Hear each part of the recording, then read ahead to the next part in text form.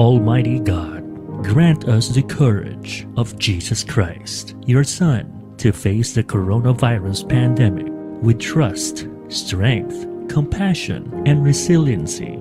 Give us the grace of the Holy Spirit to free us from fear and anxiety, so we may do actions of help and support and look forward to our healing with hope.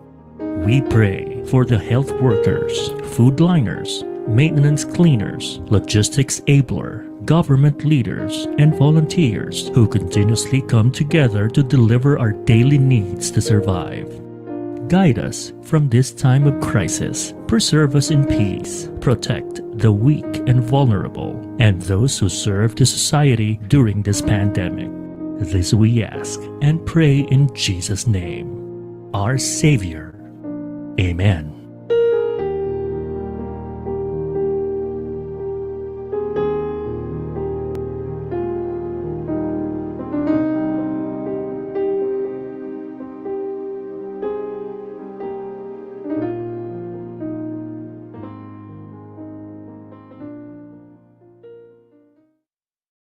Naghahatid saya sa mga Pinoy, mga kantang tatak Pinoy. Kahit nasan ka man, kami ay mapapakinggan. Streaming worldwide, the future of radio in Manila, California, and Hong Kong. This is V81 Radio. Malayo ka man sa iyong pamilya, dito ay hindi ka nag-iisa. Tiyak ito'y iyong hahanap-hanapin, dahil ito ang nagpapasaya sa atin.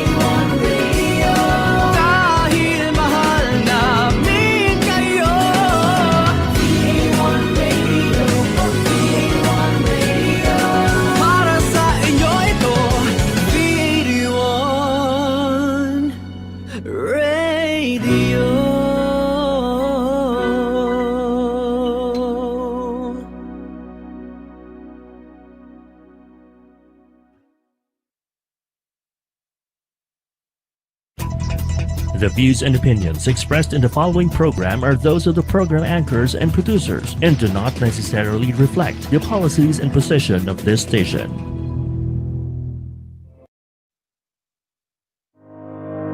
Narito na ang programang tutulong sa mga startups sa Pilipinas. Startup Nation! Magbibigay ng mga patnubay at gabay at magsisilbing tulay sa mga importanteng tao para ang isang startup ay magtagumpay. Startup Nation! Pinangungunahan ng mga taong puno ng karanasan sa mundo ng startup, akademya at negosyo. Winner B at Dr. D at ang mukha at boses ng mga millennials, si Cris-taker. Startup Nation!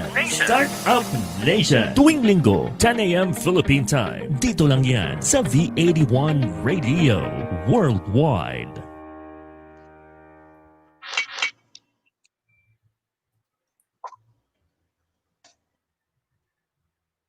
So good morning! Hi, Winner B!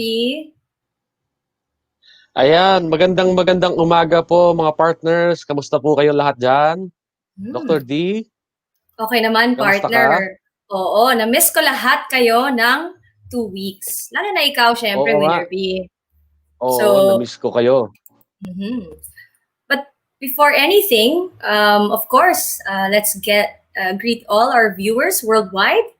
Yeah, so good morning, good afternoon, and good evening to everyone watching Startup Nation Yes. worldwide. Lalo na po ang ating mga aspiring Lahat na, no? startups. Lahat na iba dyan, you know? Yes, kasi iba nga ang ating... Global po ang ating yes. mga viewers. Mhm. Of course, partner. Episode 10 na tayo, partner. Grabe, ang bilis, no? Mhm. Ayan. Ang bilis ng panahon. Parang kailan lang, nagsisimula pa lang tayo, no?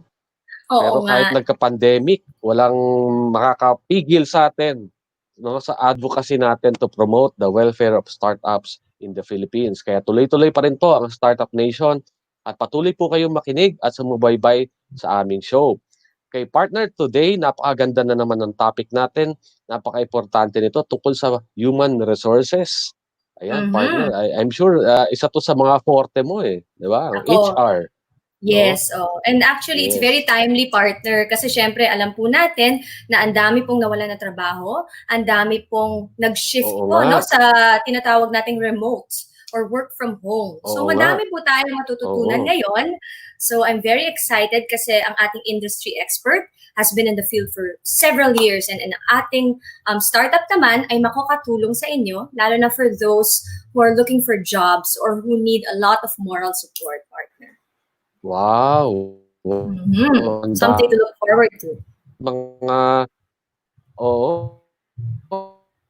globally patuloy po kayong tumutok at huwag kayong bibitiw sa aming show sa mga Philippine time. At kayong mga men, huwag kayong mag-alala. Meron kami mga millennial siya ng galing na student co-host. Beauty and brains din. Mhm. So, tawagin na po natin, no? Ang ating Ayan. kasamang So, napakaganda. yes, Na si Cris-taker. Chris, are you there? Yan. Hi, Excited Chris. na- Magandang Hi. umaga. Good I morning, missed you too for 2 everyone. weeks. welcome. Yeah, thank you. Thank Oo, you. na-miss natin yan si Cris-taker. Welcome, Chris. Welcome back. Thank you, Winner Ayan. B, Doc D. It's so good to see both of you. I miss you all. Yeah, I know. Maligayang panonood, everyone listening or watching today. Yeah, thanks. Oo. And I'm so excited for our show today.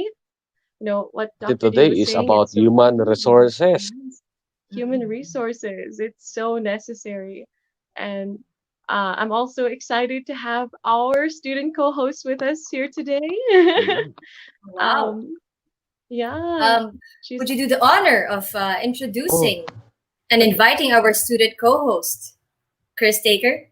Yes, Absolutely. Chris. Her name's Ciara Garcia. Oh. She's 23. She Go is ahead. studying accounting business at Southville University International School. And something really inspiring about her, I think, is that she fully pays for her tuition on her own with Wow. her business, with her work. So balancing school and work is Wow. not easy, let alone we met through competing through Miss Scuba Philippines. So while balancing all three. I don't know how she does it, but I'm very impressed with her, and I'm so happy to have her here today. And thank you for having her also for this opportunity. Impressive talaga. All right, so why don't we call Beauty and on brains na naman. yeah, that's what's Yes, nice. opo. So let's call on Ciara on the screen. Is Ciara here?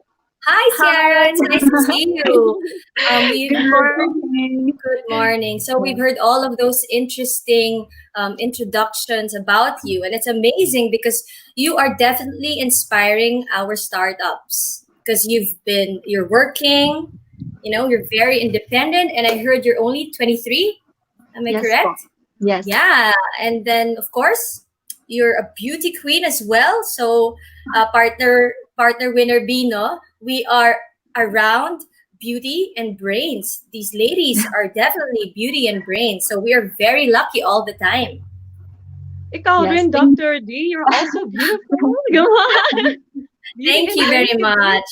again. So we three are now here in Startup Nation to aspire our startups and also again talk about human resources. So actually, Ciara, what's your thought on human resources? I'm sure this is a subject that you've been taking in school, right? So Yes. what do you know about this subject or this topic, human resources? Because it's very relevant right now, especially ikaw, no? You're working.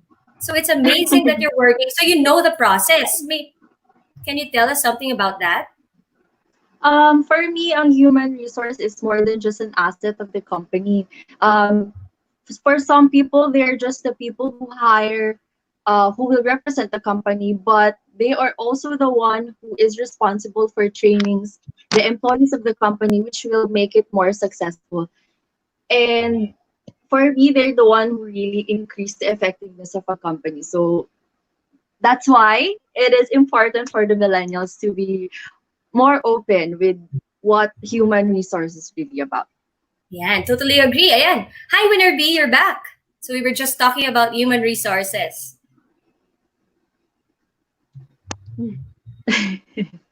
How about you, Cris-taker? Any thoughts? Any Absolutely. experience? Yeah. Yeah. I want to Oo. reiterate what Ciara is saying. Tayo It's sa so aking important. internet connection mo. Ha? Oh, it's okay, Winner B. Glad you're here. And I was just saying about human resources.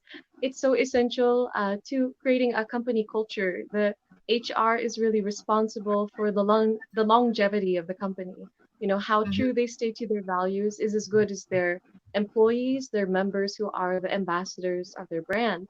So it has to be consistent with the community, and HR is so essential for maintaining that integrity within the company. Human resource. Yeah, I totally agree. So, for the benefit of all our viewers, now, this is already our 10th episode in human resources. And for the past episodes, we started from Pasensya na kayo. ideation, and then, di ba, Winner B, Puputol-putol ako. market research or knowing your target market, moving on to prototyping or finding out whether your idea, once it's already a product, okay, or your service, if it's feasible to the market. Then we had guests on fundraising, such as angel investors, and we talked about registration, operations, and last time, accounting and finance. So, of course, we have another resource, and that is human capital. Okay, that's the reason why our episode right now is on human resources. So, yun.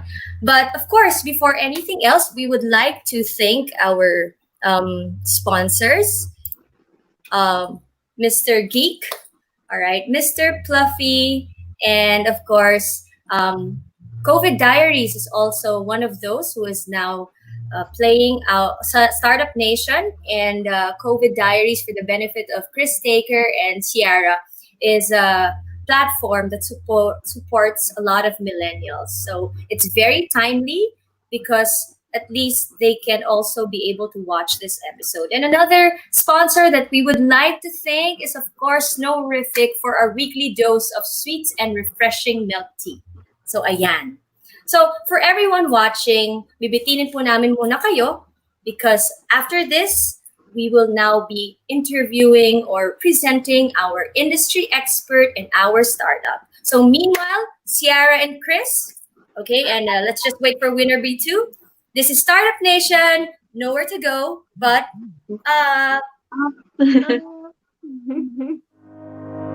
Magbabalik ang Startup Nation. Startup Nation. Startup Nation. Nowhere to go but up. Dito lang yan sa V81 Radio Worldwide. Big Benta, a Pinoy e-commerce site made for you. Enjoy hassle-free shopping with multiple payment options available. May local support din, ready to assist. So you can enjoy peace of mind when you shop. Visit our website to check different product offerings. Get anything you want. And avail everything you need in just one click. Big Benta, Pinoy e-commerce, made for you. After this pandemic, let's support the Filipino community. Buy local, visit local, go local. Kabayan, nahuhomesick ka ba? I-download na ang aming mobile app at mag-enjoy sa mga kantang Tatak Pinoy and feel like you're home. The V81 Radio mobile app, available in the App Store and Google Play Store. V81 Radio mobile app, free now, free forever. Tunog Pinoy, Tatak Pinoy, the future of radio. This is your all-hits, all-Pinoy internet radio station. This is V81 Radio Worldwide. Ito ang paborito ng bawat Pilipino. Basta all hits, all Pinoy, panalo. Merong kwentong iyakan at tawanan. Kahit nasaan ka man, ito'y mapapakinggan.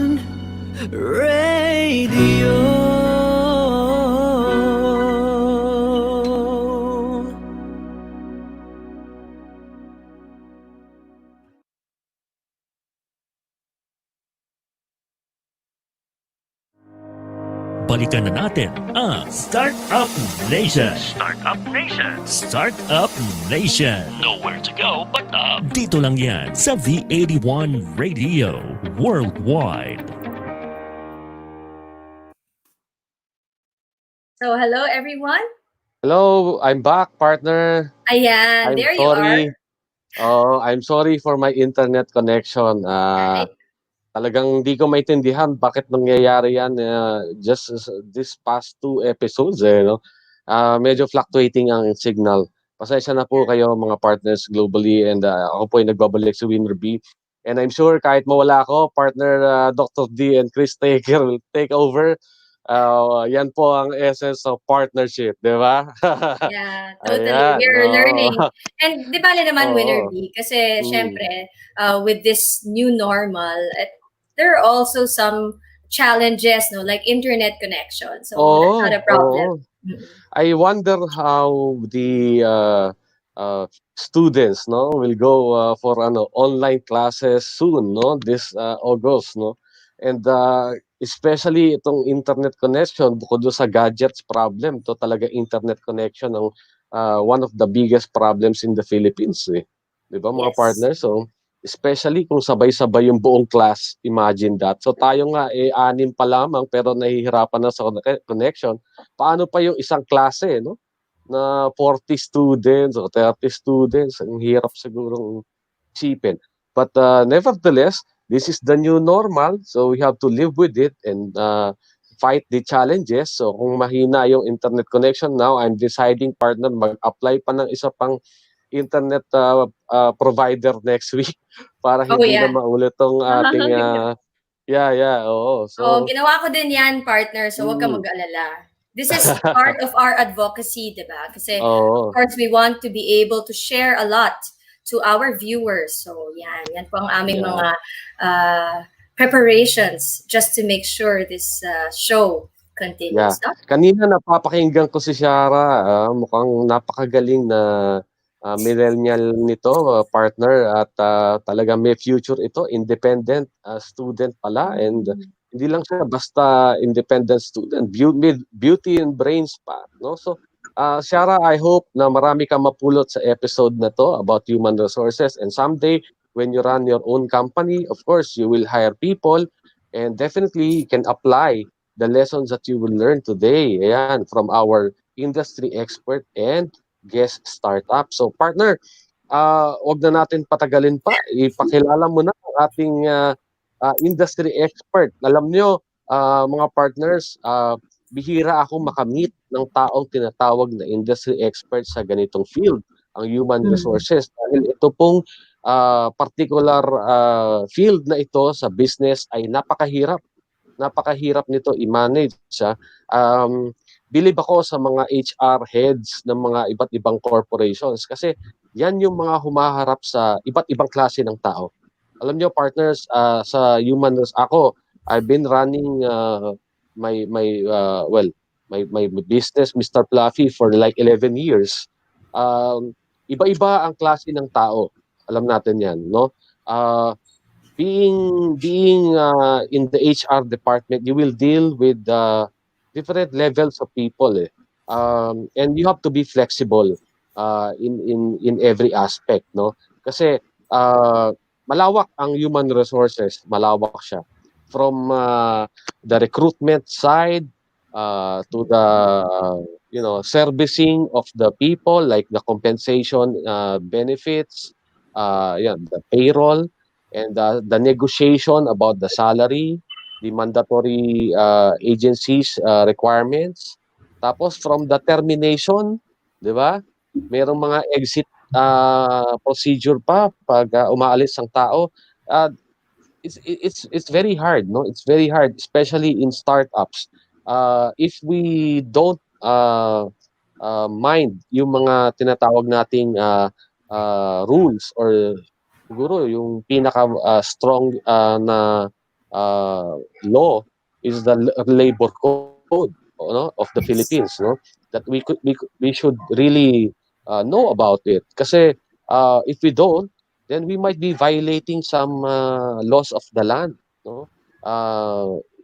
Kumbaga very very delicate ang pag-handle ng mga tao, partners. So yan, so marami tayong for sure matututunan sa ating mga guests today, kaya partner, pakilala mo na. Okay, so our industry expert is a sought-after certified trainer on emotional intelligence for TalentSmart, the world's leading provider of EQ assessment tools based in San Diego, California. And as a fellow certified human resource professional with over 15 years of experience in HR management and organization development, he has occupied managerial positions in several companies from different industries. So right now, he runs his own management consultancy services company. It's called Talent Reach, which primarily caters to small and medium enterprises. He is also an ambassador for the International Federation of Professional Managers, which carries the Global Human Resource Certification, or CHRP, here in the Philippines. So our industry expert also has a book entitled HR Compass, which is now being distributed in major bookstores nationwide. He has also been a speaker for various conferences, such as Talent Management Asia 2020, Learning and Development Asia 2018, and the HR Congress last year. So I'm pleased to introduce our guest and also greet him a happy birthday, as well as today is his special day. Wow! Happy birthday! Wow, diba? Birthday! So let us now call on Mr. Ronald Turla of Talent Reach. Take it away, Ronald. Happy birthday! Happy Ronald. birthday! Thank you for the invitation. And yeah, today's my birthday, and I choose to spend my time at least for this guesting. And Wow. I'm honored to be invited here. Sa VA. This is my second time. Uh, Wow. Care of Dor. So thank you, Dor, for always Thank you too. being a friend. Okay, Yeah. so for today, I'm going to discuss something that's very close to my heart, and the topic on human resources.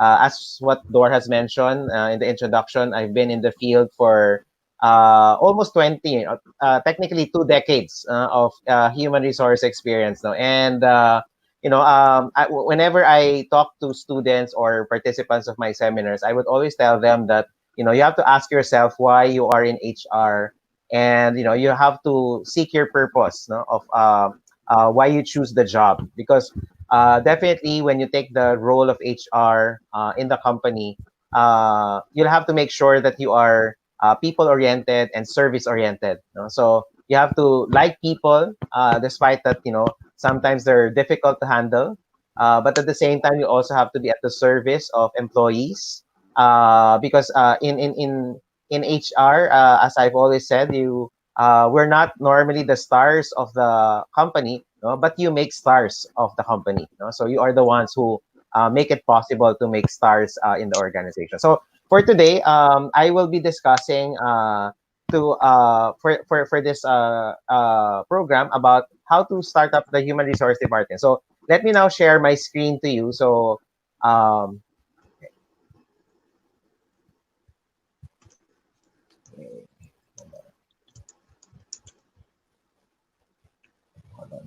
So I'm Go going ahead, to Sir share. Ronald. We're very Sige. excited to hear from you. Yep. You can start anytime. Of course, Okay. our millennial representatives are also preparing their questions later. Um, Yep. yeah. Okay. So can you now see my slide? Yes, Yeah. sir. Yes. Okay. So yeah. So let me start off my discussion first with the question, why do you need HR? No? So I have three answers for you. No? So why do you need HR in the organization, especially for those who are listening in this radio program, for those business owners, HR professionals. No? So here are my top three reasons. So this is based from my experience. No? So this is not from a textbook. So this is coming from my own direct experience. So number one, the number of employees in the company. No? So the number of employees in the company would tell you that obviously you need to set up your human resource function. No? In my experience in terms of startup, HR is normally given to different people, no, in the organization. Like for example, people will be in charge for hiring people. Another one would be in charge for computing the payroll and benefits. No? But as the number of employees grow in the organization, that is the cue of the business owner to be able to establish a human resource department. No?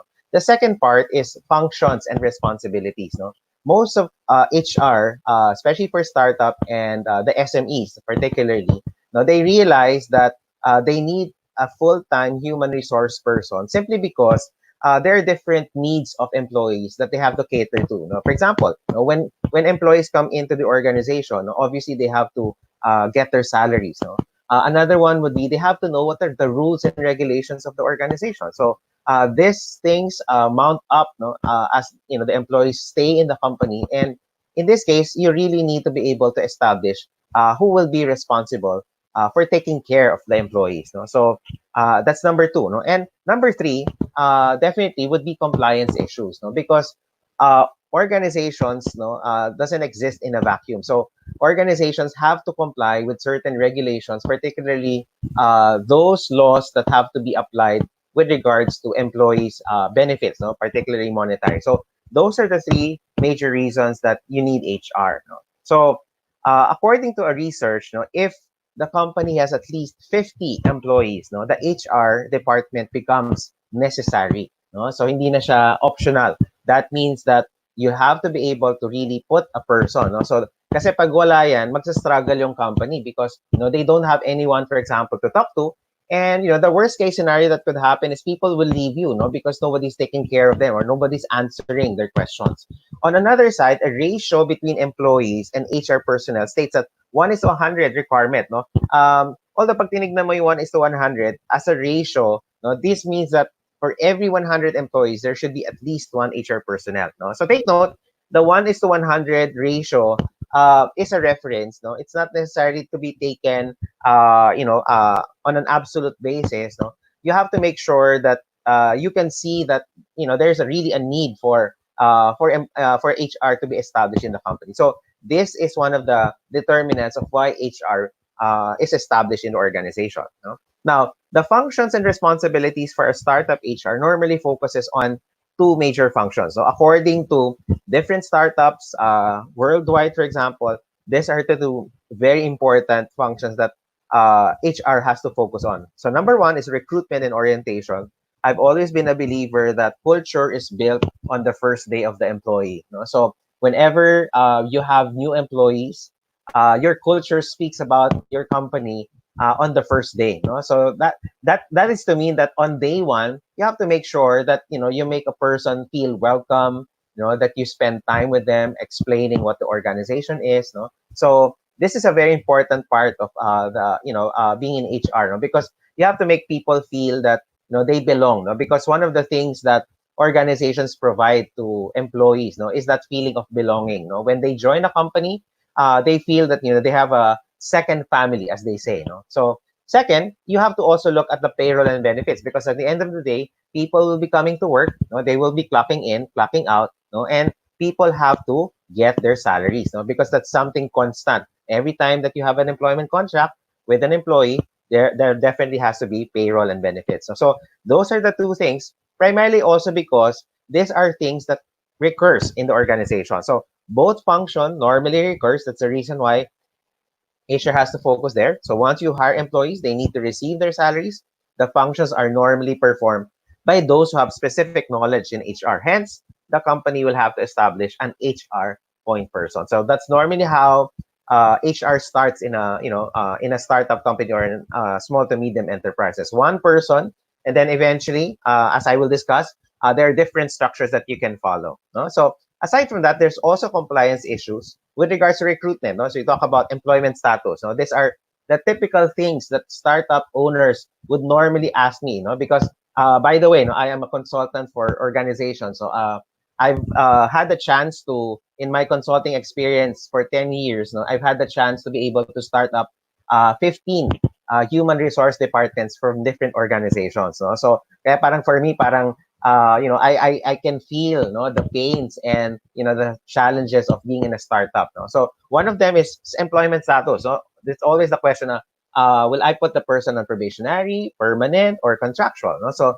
later on, we'll try to clarify this. No? Benefits also, we'll have to look at SSS, PhilHealth, HGMS, which is pag-ibig, overtime, holiday pay, service incentive leave, paternity, and maternity leave. So these are things that organizations have to comply with. No? So aside from that, you also have discipline and termination. That means that if a person, you feel after a certain time doesn't really fit in the organization, you have to look at the compliance with the due process and understanding how a person could also be separated from the organization, such as termination or even resignation.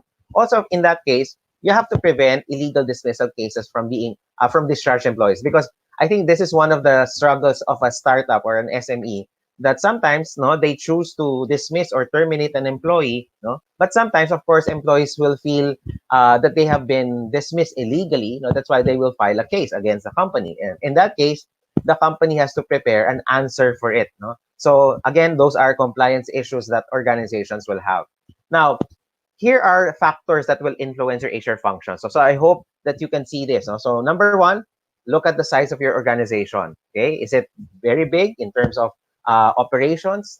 What is the nature of the business or industry? I've said, as I've said, there are different industries or different nature of the business, and I think for every organization, they already recognize that HR is an important function in the organization. Third is complexity of operations. So the more complex your operations is, the more that you need a person in charge for taking care of employees, because you need to be able to cater to different setups, to different groups in the organization, different departments. Okay.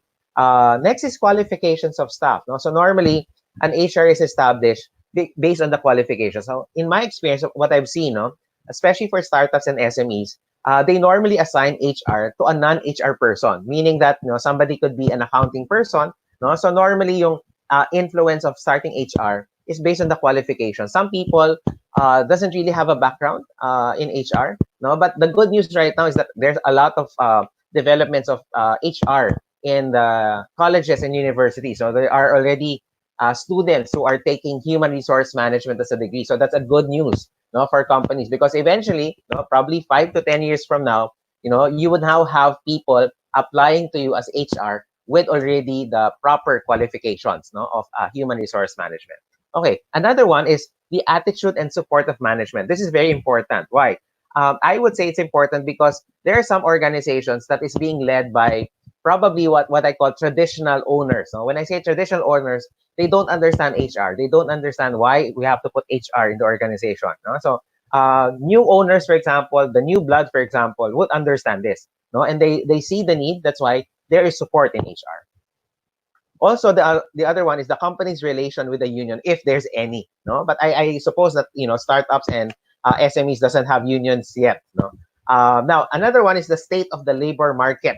No, so that means that whenever there is a challenge for recruiting or hiring people, no, so that influences a company to put up HR.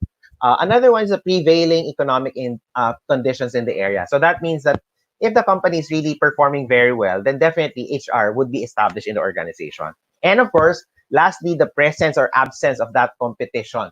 No, because normally HR, whether you like it or not, no, what they do is involved in competing with another company. No, so when you hire a person, normally you are trying to tell that person to join us because this is a better organization. So those are the things that again influence HR functions in the organization. So let me now share with you, the 7 steps of how you can start up your human resource department. And the 7 steps, incidentally, is what I use to be able to write my book, The HR Compass, which I will share with you later. No? So what are the 7 steps? No? So if you are in HR and you'd want to start up your human resource department, so these are the steps. No? So number 1 is know which labor laws apply to you.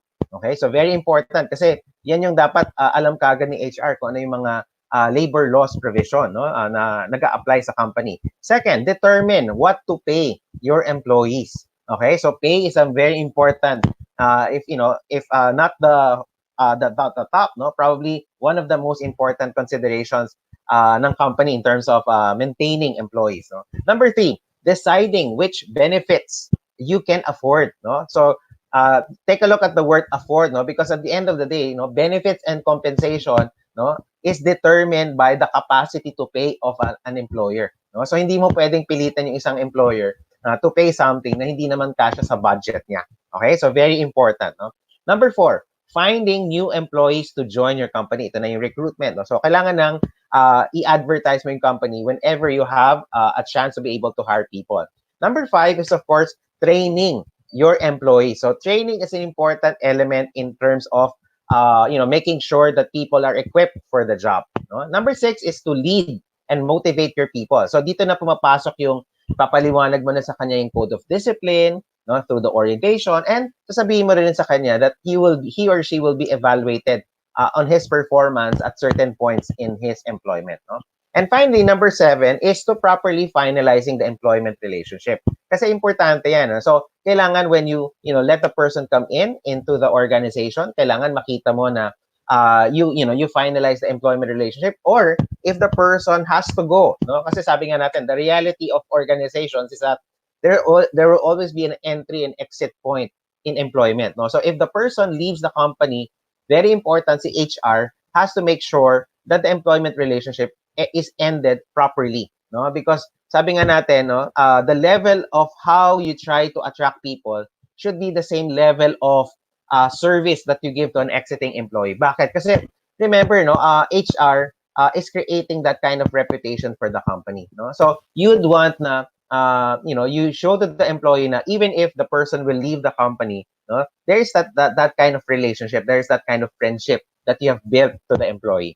Okay, so very important. So those are the 7 steps that I'd like to share with you in terms of starting your human resource department. Now, let me share this with you. No? So this might really be useful, especially for those listening for the HR structures. No? So here are the typical functions of the HR department. Ayan. So if you will notice here, payroll, time tracking or attendance, no, personal tracking, recruitment, benefits administration, and compliance.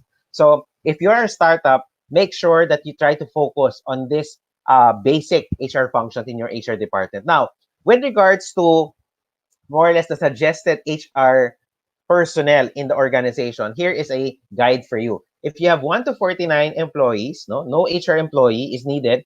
If you have a software, then better. Okay, you can also outsource if you have this kind of setup.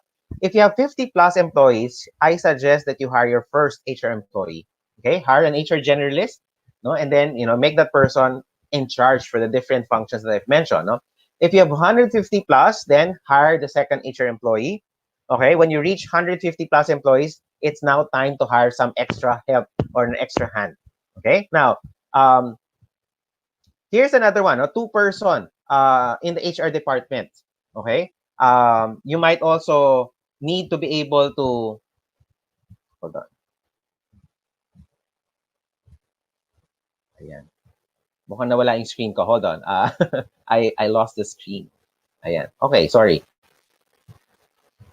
Okay, so for the two-person HR department, you can also follow this type of structure. You can have an HR manager, if you can, okay, and then an HR assistant for this one, okay, and then you may also have an HR manager and then a recruiter for this one, okay.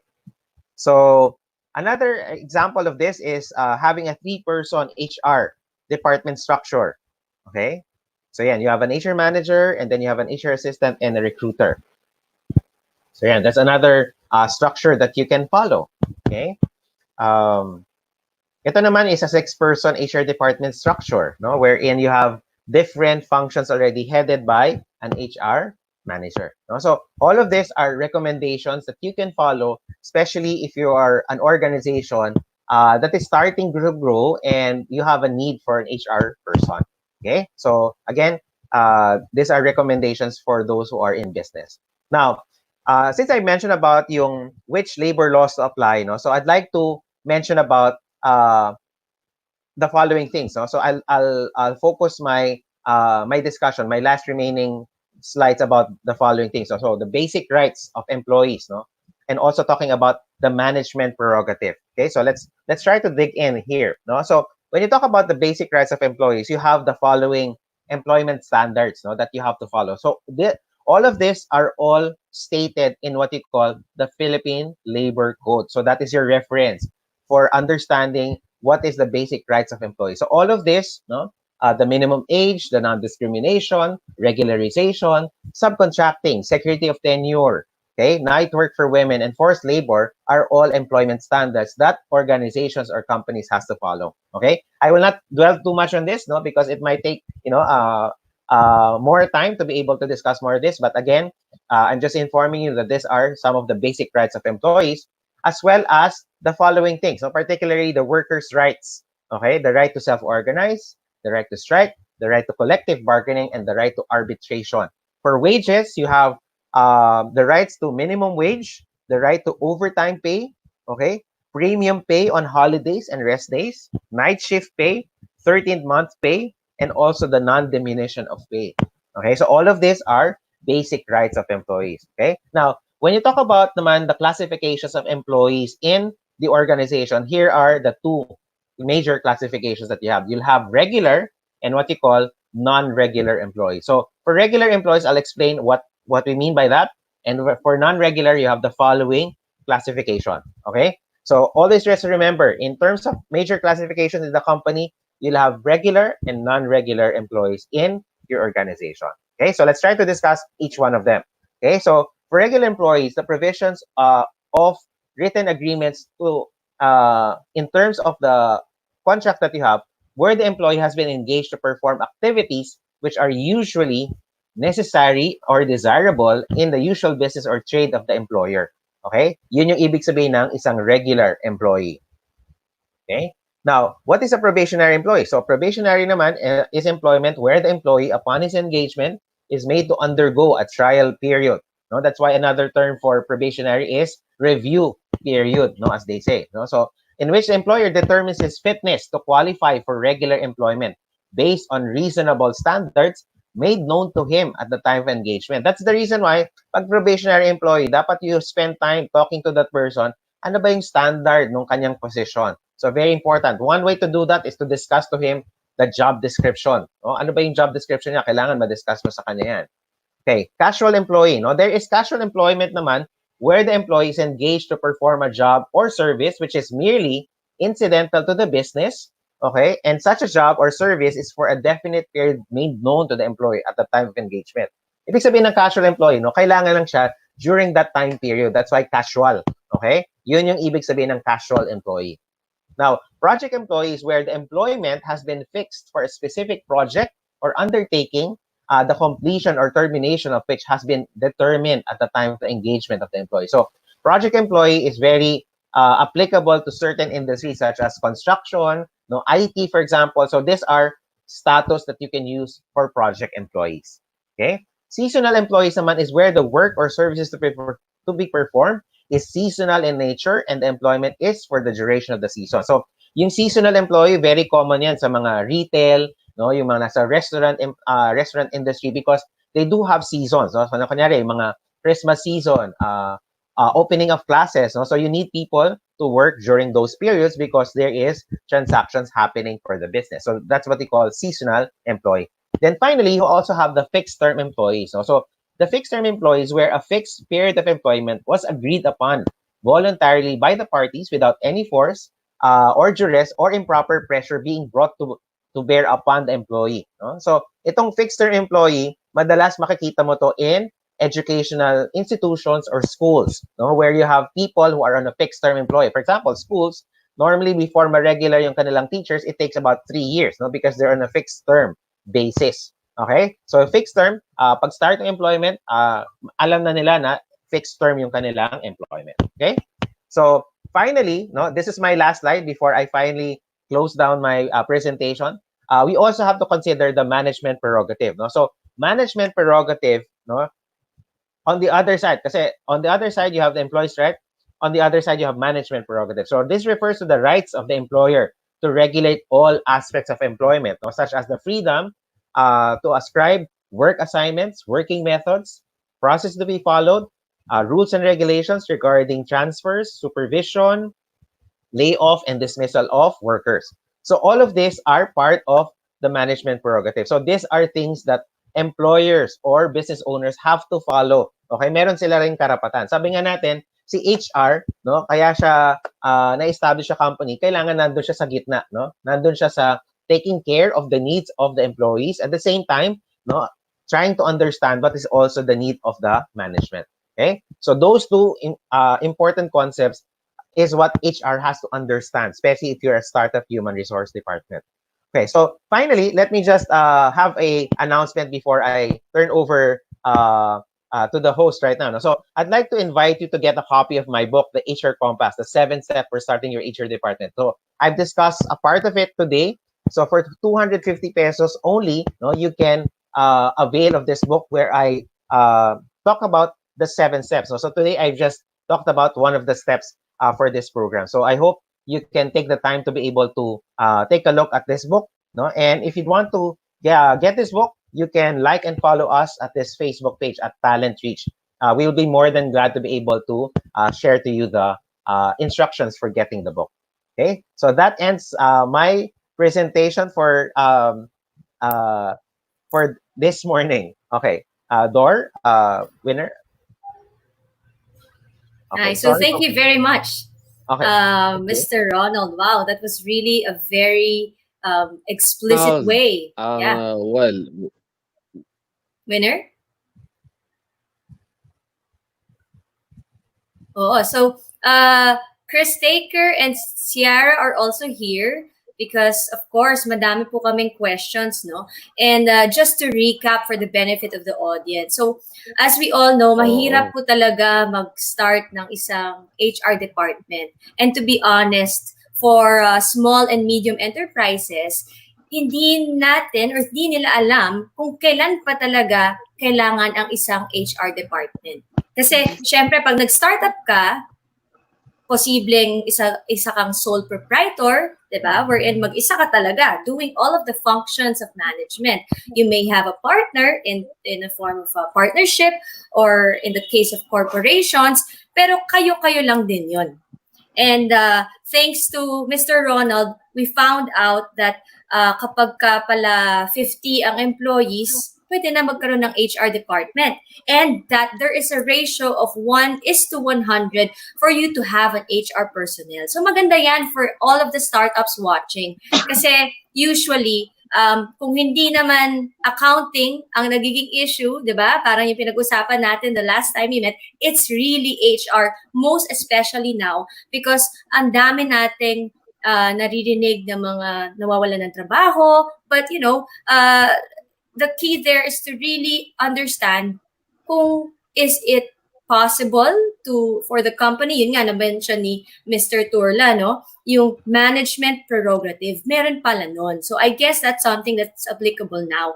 And then we also learned from Mr. Turla earlier that the two most important functions for startups in terms of HR are hiring and the payroll function. And alam po natin ito, no? Lahat po ng mga may negosyo dyan, alam po natin na ang pinakamahirap din, just like in accounting, would be compliance with regulations. Gaya nga ng tinatawag nating compliance with the SSS, PhilHealth, and HDMF or yung tinatawag nating pag-ibig. Kasi madami pong hindi nakakaalam kung kailan po ito. No? Winner B. Hi. Yes, partner. So, meron akong tanong. Oo. Yes. Ang dami kong napulot kay Sir Ronald. And ang dami kong tanong. Pero yung isang tanong ko, nakakatuwa kasi tatanong ko pa lang, nasagot na niya. Oo. Kasi alam nyo, mga partners sa startup world, normally, ang mga founders, hindi naman HR professional. No? Madalas ay nagkakaroon tayo ng kumbaga thinking na kapag nag-hire tayo, you should hire an HR professional among your team, no? So, isa sa mga nakikita ko o na-observe ko sa mga fellow startups natin is kumukuha kagad sila ng isang HR expert, no, to be hired inside their startup to handle all HR matters. So, balak mo sana itanong kay Sir Ronald, Sir, ano ba yung parang metric or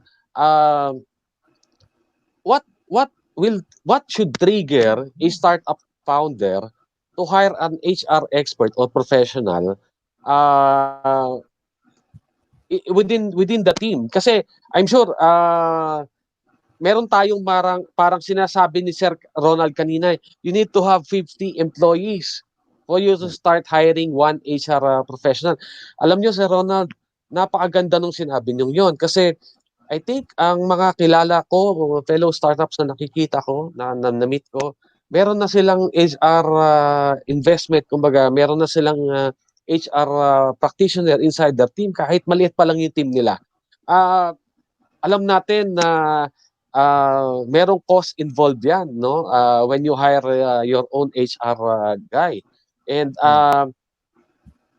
medyo marami ako na-realize sa sinasabi nyo na kapag 50 employees, doon ka lang magsimula mag-hire. Napakagandang pong lesson. No? Pero baka pwede pa natin further explain to our startup founders na nakikinig or around the globe. No? Baka merong reason, may underlying reason why such a recommendation, Sir Ronald. Right, okay. I think dun sa talking about yung number one, for example, yung question mo about getting somebody from within. Ano? So, may advantage kasi yon in terms of getting a person or within your team, i-assign mo yung HR function, which is for a startup, napapansin ko ganun ang trend kasi kunyari, kung meron silang isang team member na performing a certain job, kasi normally ang startup, hindi pa ganun ka-define lahat ng functions. Madalas nangyayari yan, multiple yung kanilang roles. No? So, because of that, pwede nilang assign yung HR role in the organization. No? For example, pwedeng isang team member yan, pwedeng supervisor yan, na pero eventually kasi what happens in a startup, syempre as everyone tries to specialize on a certain function, no? Yung role ng HR kasi as a business owner, nare-realize mo na kailangan mo nang mag-hire from external, somebody who's really good at it, so that maayos yung magiging flow ng kanilang ano. So one thing that you will recognize is that HR, especially in terms of the functions in management, pareho na yan ng standing with sales, marketing, finance. No? So ibig sabihin, it is the same demand. No? Ibig sabihin, for sales, kailangan mo may sales person ka. Pag finance, kailangan meron kang accounting person. No? So the same thing with HR. So ibig sabihin, nare-realize ng business owners na kapag kinalimutan ko tong aspect ng HR, for example, may magsasuffer in terms of, motivation. People are not happy going to work, for example, kasi delayed yung salaries nila or hindi sila nababayaran ng tamang benefits. No? So, in that case, doon nare-realize ng startup na kailangan pala yung taong ilalagay ko is somebody that really knows yung kailangan nilang gawin. Kasi, although may advantage yung person inside kasi very accessible, pero baka hindi niya rin alam kung paano gawin yung HR. No? So, those are some of the things that a business owner will experience. Thank you so much, Ronald. Bago tayo mag-proceed sa aking next question, nais ko munang batiin ang ating mga listeners na bumabati dito sa ating live comments. So, si Ann, hi daw, beautiful lion, Maricris Castro, Cris-taker, this is your fan, no? Si Cindy Maduma, hello Cindy, my girls, ayan, Maricris and Ciara. Pinabati kayo ng inyong ate Cindy. Ayan, Paula Erica Salaber, hello. And of course, sa Richie Cunha, hello po, thank you sa Richie. And Carlo Paulo Cruz, hi daw. Dr. D, this is your Hi, hello. greeting. All right, Sir Ronald, going back to you, I think you're very relevant today because na-mention nga ni Dr. D, no, maraming mga HR matters ngayon, maraming nawalan ng trabaho po ng pandemic. And in terms of startups naman, may importance kasi talaga ang pagkakaroon ng isang HR expert within the team. However, it may cost them hindi naman sobrang mahal pero makakadagdag po sa kanilang operating expenses. So your company is doing consultancy services for startups like us. Maaari niyo po bang sabihin how much would it cost if ever hihingin po namin yung tulong nyo na instead of just hiring a person, fixed na person inside our team, might as well outsource na lang po namin sa inyo. Pero would it be more cost efficient for us startups if we will outsource the HR functions to, for example, your company, Sir Ronald? Yep. Okay. Sige. Thank you for that question. Ito yung masasabi ko, no, based on my consultancy services, no. Whenever a client or potential client comes up to me and then discusses yung kanyang mga concerns, for example, there are different options kasi that I will say na advantage ng having a consultant or having a person inside talaga, no? So and I think for both I've done both setups na I was a consultant and also I had the chance to hire a person, no? Ako yung nag-hire ng HR and then ako yung nag-train doon sa person inside the company, no? So ang advantage, for example, if I will be a consultant for you, no, for that startup, is that in terms of the fees, for example, I only charge based on kung ano yung scope of work that I'm going to do, no? So imagine mo, for example, that you're going to hire a person who can parang organize your HR for the cost of parang one HR supervisor or an HR officer, for example, without the benefits. Okay? Wala ka nang ibang babayaran, basically. So that's normally, so parang doon ko na sinasabi yung fees ko, no? So nandun na yung range of fees that I will charge, especially for a startup, no? So yun. So that's one way that I do it. On another case, for example, kung nakikita ko na maraming need for administrative, kasi yung recruitment tsaka yung payroll and benefits, maraming trabaho yan. Kailangan araw-araw ginagawa mo yung trabaho, no? So in that case, I might recommend that you hire a person who's really dedicated, no? An HR person na siya talaga yung gagawa, yung timekeeping, payroll, hiring people, orienting them, answering their questions. So, pag ganun yung setup mo, then I would recommend na you hire a person who's dedicated, no? Now, if you have parang more issues as a business owner, that's where also I come in kasi I give you now parang the strategic perspective naman of HR. Okay? So that's another thing that I provide naman na, kumaga, how can your business become more competitive? So that's what I also offer to startups. So those two things are options that can be offered to a possible startup. Thank you, Sir Ronald. I guess marami pong startup na contact sa inyo after this show. Yeah. Yeah.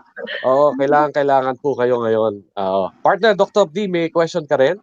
Oh yes, definitely, no. So in behalf of a lot of startups, ito usually yung nakakalito eh. So let's put it in the form of a case, no, Sir Ronald. So let's say a startup is fairly new kasi nga let's say sa start pa lang siya ng life cycle, okay?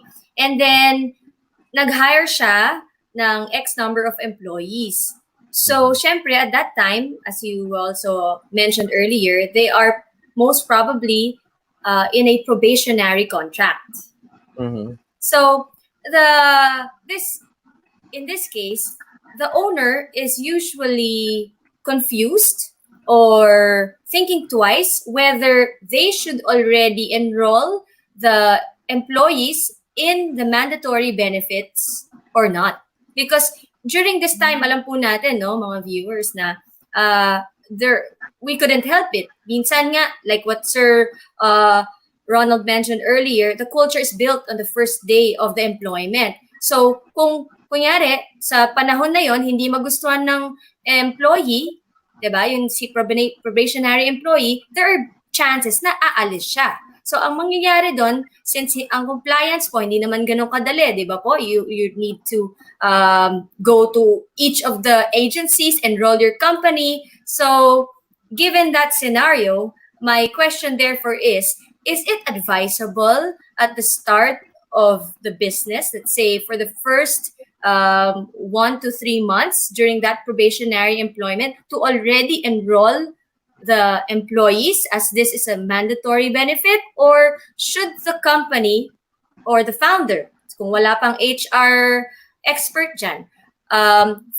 set this aside first for a later time? Okay, very good question. Thank you, Dor, for that. No? With regards kasi sa compliance, if you look at, let's say, yung requirements for hiring probationary employees, for example, there's really a requirement to be able to comply dun sa mga the three big ones, so yung SSS, PhilHealth, and Pag-ibig. Now, the thing there is, of course, you have to make sure that you secure yung mga kanilang requirements, no, for submitting, no. So the first thing that kasi happens with a startup is kailangan they should be able to register also with those diba, if you're a single proprietor, if you're a business owner, definitely hahanapan sila if they will be getting employees na magkakaroon sila ng contribution. So ibig sabihin yan, when you start your business, no, depending on whether yun nga single or corporations, for example, so there's a need to be able to really comply with it, no. So since it's a law, for example, SSS is a law, so that means na the moment that you hire an employee, whether full-time yan or project-based or yung mga binanggit ko kanina, there's really a requirement to pay them. Now, to manage it, for example, yung kanilang contributions if they resign from the company, no? So, wala nang problema yan kasi meron namang reporting na ginagawa yung company. And I think that's the reason also na kailangan si company or even a startup, kailangan maging diligent ka rin in terms of filing yung kanilang mga contributions. Kasi at some point, no, whether, kasi yung scenario na sinabi mo is, what if nag-resign sila, for example, no? So in that case, I would say, no, I would recommend na at least dapat naka 1 month sila, no, para to be able for you to send the contribution, no? Or pwede rin naman, for example, that you start on the 2nd to 3rd month, for example, no, para to ensure na, you know, relatively, no, talagang hindi naman siya aalis or kumbaga parang the person is staying because probationary kasi leads to regularization. So in that case, dapat ma-explain kay employee na after you have done your probationary, you will now become a regular employee for the company. So those are things that a startup should be able to explain properly to employees, no? Especially kung nagsa-start sila ng employment sa business. Kasi parang nakita ko, kapag hindi mo siya kinomply, potentially pwede siya maging case against you as a company. No? So as much as possible, dapat maiwasan yun ng startup. Alright, thank you. Yeah. Thank you, Sir Ronald. Alam niyo po yung mga sinasabi niyo, Sir Ronald, napaka-relevant and napaka-useful sa mga startups kasi normally po ang mga startups, alam niyo naman, ang focus lang niyan yung businesses nila, yung how they sell, how they market, how they deliver, no? Ito yung mga tinatawag nating part of the back offices na importante talaga dahil it might give us some troubles in the future kapag inignore natin, ano? Ayan. So, kaya napaka-relevant po nito mga partners. By the way, may dadagdag pala ako. Yes po, sir. Also, just Go to ahead. add, so very important na si startup, especially when you're hiring employee, don't forget the employment contract. Ito kasi madalas nakakalimutan na ni startup. Yes. Kinuha mo yung employee, for example, tapos wala naman kayong agreement, for example. Kasi there's two, no? May tinatawag tayong employment contract, meron kang employment at will. Okay, anong pagkakaiba nun? Employment contract, may document ka. Yung employment at will, kunyari, may agreement lang kayo, no? Sige, magtatrabaho ako under sa'yo. Kahit na wala akong agreement, for example. Basta babayaran mo lang ako, for example. Of course, may disadvantage yung employment at will. Kasi, pag kunyari, for example, wala ka namang dokumento na hawak-hawak, no? So, if I'm the owner, I can just say to you, no, sige, tapusin muna natin yung ano mo kasi hindi ko na kailangan yung services mo for that time. So, since wala namang kontrata, so technically, walang obligation si startup para doon sa employee. Pero kapag may kontrata ka na, you now have an obligation because an employment contract is a public document. So, ibig sabihin yan, once na nag-enter ka, the employee and the employer, so ibig sabihin, meron ka ng responsibility. Pwede ka na nang balikan, for example, pag meron kang hindi ginawa or hindi mo siya pinasahod or terminate mo siya, for example. So, because of the contract, yun yung nagbabind dun sa employee at dun sa company. So, if you are the startup, kailangan gawin mo siya. If you are a startup employee, kailangan hanapin mo yung kontrata. Wag ka rin papayag, for example, na magtatrabaho ka with them, for example, tapos wala kang contract or agreement. That will be a disadvantage for you if ever wala kang kontrata. Oo, Sir Ronald. Actually, ngayon ko lang uli narinig yung employment at will, pero napakadalas po mangyari niyan sa mga startups. Yung tipong pare, ikaw na yan. Ako na to, ganito, kunwari, employee kita. No? Napaka-common na scenario po yan. Napaka-common scenario po yan sa mga startup. Siyempre, alam nyo na, ayun nga ang normally, ang mga startup founders, ang focus niyan yung pagbebenta, no, ng kanilang produkto. So, now, meron tayong mga representatives ng mga millennials. Gaya nga ng sinabi ko kanina, si Cris-taker and Ciara are here to join us to speak for the millennials. So now, let us hear from your millennial minds. Anong mga tanong nyo kay Sir Ronald? Cris-taker, go ahead. Well, Mr. Ronaldo, I just want to say thank you so much for your time again. It's very informative. I've learned so much. And just, speaking on behalf of millennials, where statistically 80% of us will only stay in the workplace if we feel a sense of purpose. So, what you were talking about with making sure the HR department is also creating the business to be a second home in a way with the company culture in what you're talking about. So I just want to say thank you so much for stressing that important aspect in HR. For a startup, that's starting their culture, hiring millennials or hiring to keep that in mind. So, and with the legality, wow, that was very interesting. And I just wanted to ask about some of the terms you used. Some of the laws you referenced, the workers' right, the right to self-organize article, to strike article, and to collectively bargain, and to arbitration. Are those under also regularized workers can access those rights, or can seasonal, non-regularized workers access those rights too, to collectively strike or collectively bargain like that? Okay. Normally yung some of the rights that I've mentioned works more for regular or permanent employees. But one of the things that the law really provides is yung concept of security of tenure. Okay. When you say security of tenure, that means that you are making sure that whatever employment status you give to a certain person, there's that kind of security. No? So whether, for example, you give the person a project status or a probationary status to the company. No? So of course, there's much benefit if you're a regular employee compared to the other status that I've given. Pero the law makes sure na those are protected. No? So with regards to the monetary things, no, that an employee will receive, like 13th month pay, leave, for example. So those rights have to be protected, and it's normally HR who tries to ensure that such benefits or such rights are really protected for the employee. At the same time, ensuring that the employer does their parang they comply with the obligation, as they say. Yeah. So yung mga obligations na yun, it normally parang develops, no, as you stay on in the employment in the company. Yes, because I've never heard of, seasonal workers or non-temporary regularized workers striking or even collectively bargaining. So I was just curious whether that applies to them also and might be something that they're not accessing or. Right. Okay, thank you so Correct. much. Thank you. Yeah, actually, I have to agree with Chris, no? Ngayon ko lang din natutunan yung mga iba't ibang klase ng mga employees, no? Akala ko probationary, regular, and casual. Parang yung tatlo lang yung alam ko eh. Meron pa palang iba, no? Mga klase ng Yeah. employees. Ang dami pala. So, Mm. anyway, si Ciara naman ang tanungin natin. Baka may tanong ka kay Sir Ronald, Ciara. Yes, may question po ako. It's very basic. What is, because I have friends who are not, they didn't study human resource when they were in college, but then they're HR, they are in under HR department right now. So is it okay to hire someone who didn't study or like in a different career? Like for example, psychology. Most of my friends, they usually go to HR department. They usually apply for that. Like, is that okay also if like a startup company, they will hire someone from a different course?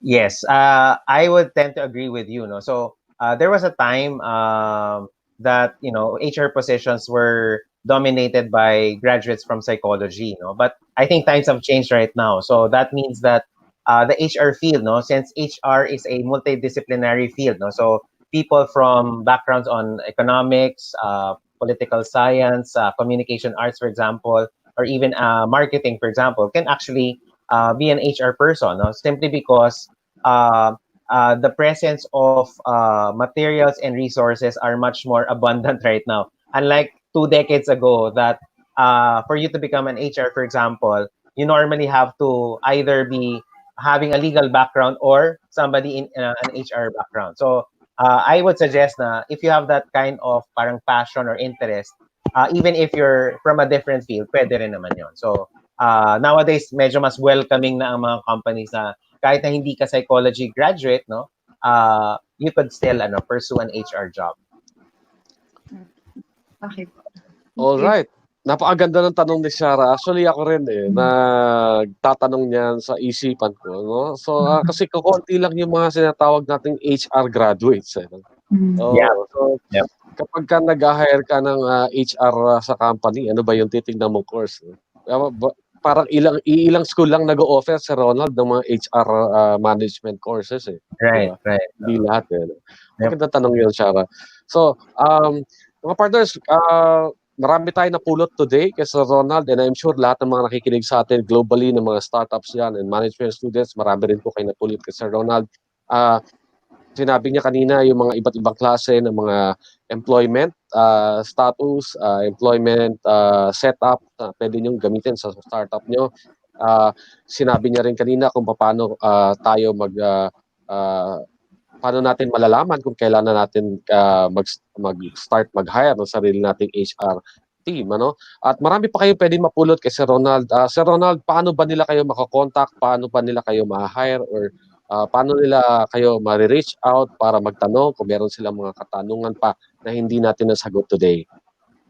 Yeah, thank you. No, I think you can reach me directly through our Facebook page. So if you're active in Facebook, you can search for our Facebook page, yung Talent Reach. No, and we would normally be offering webinars, no, and programs about human resources. No, so I suggest that you stay tuned for our announcements. No, because in the next coming weeks, starting August, no, we're going to yung sinabi ko kanina na book that I published, yung HR Compass, no? So we're going to come up with a masterclass this coming August. So August 15, we're going to launch an online class, no, where we're opening that class to people who would like to learn more about HR. So that will be a three session, 2 hours each, intensive session where we're going to dive into the field of human resources. So if you're interested with that, so stay tuned for that announcement. So this coming August 15.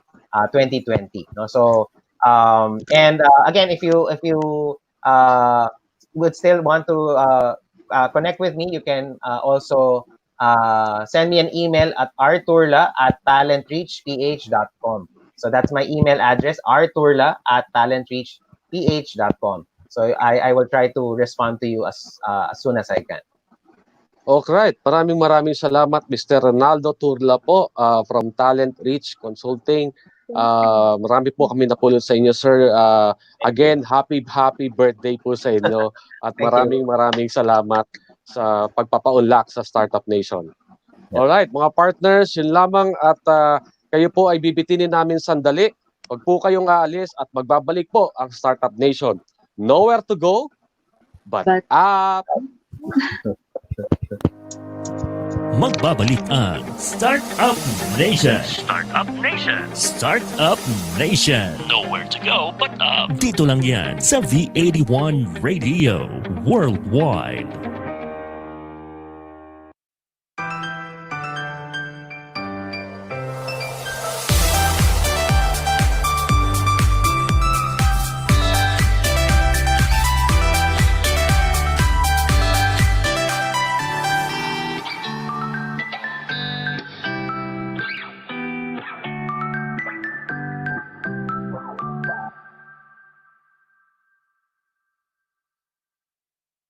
Tunog Pinoy, Tatak Pinoy. The future of radio. This is your all hits, all Pinoy internet radio station. This is V81 Radio Worldwide. Ito ang paborito ng bawat Pilipino. Basta all hits, all Pinoy, panalo. Merong kwentong iyakan at tawanan. Kahit nasaan ka man, ito'y mapapakinggan.